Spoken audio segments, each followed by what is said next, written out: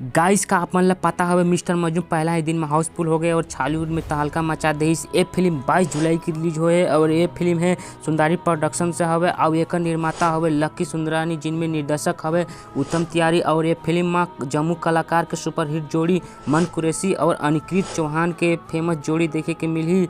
और एमे संगीत और आवाज़ सुनेला मिली नितिन दुबे जैसे गीतकार के मिली। और ये जो फिल्म हवे बहुत ही पारिवारिक हवे, जेमें बहुत सारा लव स्टोरी बताए गए हवे, जिनमें दर्शक ये फिल्म को अबर माया देवत है। पिक्चर हाँ बिल्कुल, पिक्चर में हीरो एक्टिंग और गाना मन बहुत बढ़िया बढ़िया है।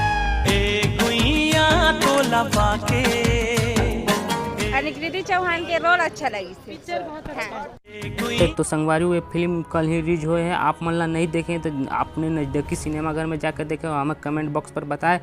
और ऐसे ही सुगर छत्तीसगढ़ी वीडियो ला हमन चैनल का सब्सक्राइब कर दो।